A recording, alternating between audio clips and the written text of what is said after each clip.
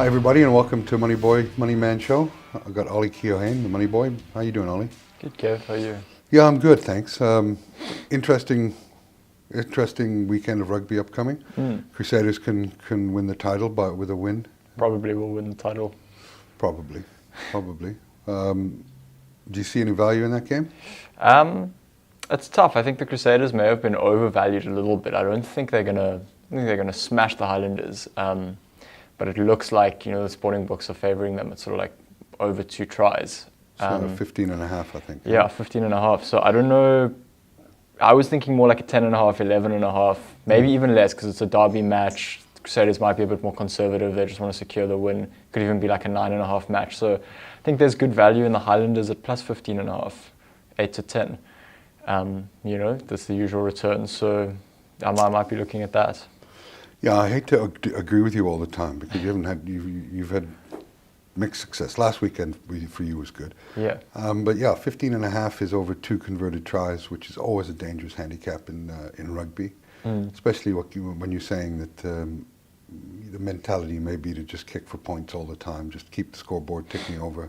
For sure. And they are carrying a couple niggles as well, aren't they? Long season. Yeah, long season. I'd have to take the plus 15 and a half on the Highlanders. Yeah. And I will bet 1,000 rand on that. When we're in agreement, we tend to come back happy from the weekend. It's when we're in disagreement, one of us. It's like any married couple, when. There we go. And we've got the Canes and the Chiefs. Is Gatland going to go 0-9? I think so. Yeah.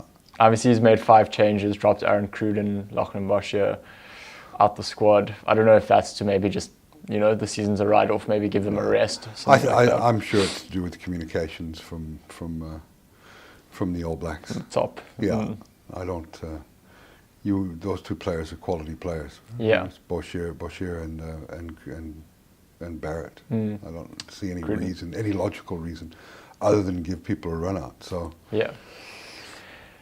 What are you going to be betting on that game? The spread's about -5.5. Yeah, it's a dangerous spread again. It's.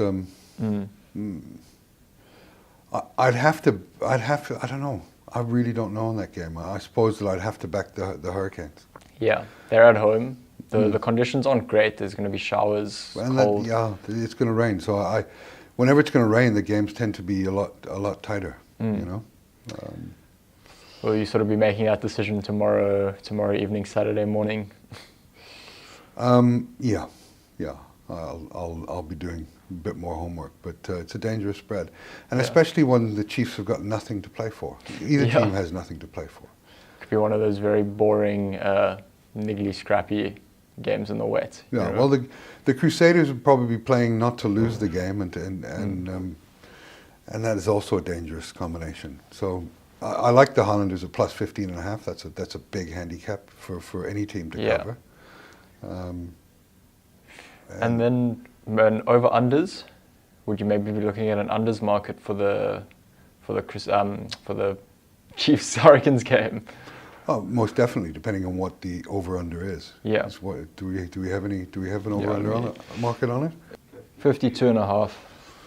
52 and a half. Yeah. 52 and a half is 8 to 10. Yeah. I'd have to take the under 52. I'd have to take the under 53, basically. So 52 and under, you win.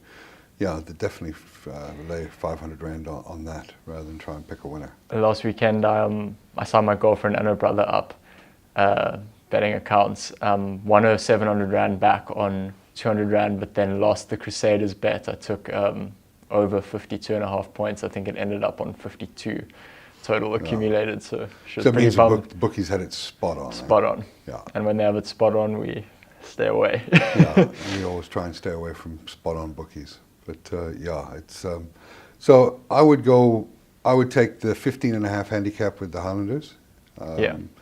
Bearing in mind we haven't seen the team, and there may be a few surprises in the team announcement. For sure. Especially with nothing to play for the Highlanders. I mean, they've been chopping and changing their back line the whole season, Yeah. Centers to fullbacks to wings.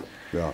there's no real consistency there. I think the Crusaders have quite a nice setup in terms of they know who their kind of like first-rate players are, but their second-rate players come in and do the exact same job, and they've rotated them well. You know, their back three. Yeah. Will Jordan, Havili. I think Havili's injured still. Mm-hmm. But yeah, I mean, they're settled. They should secure the title on Saturday. It'd be great if they didn't. I mean, it would set up a great clash between the Blues and the Crusaders in Auckland. I'd love to see that. That'd make for some interesting betting markets too. Would it ever? I'll be cheering for the Highlanders, obviously, so that the last week has even more meaning. But can't wait for the South African rugby to start up again. Yeah, it's going to be amazing. It's nice to be excited for South African rugby as well, you know? Yeah, for sure. Anyway, there you have it. Highlanders plus 15.5 and go under on the points at 52.5. Thanks, Ollie. Thanks, Kev.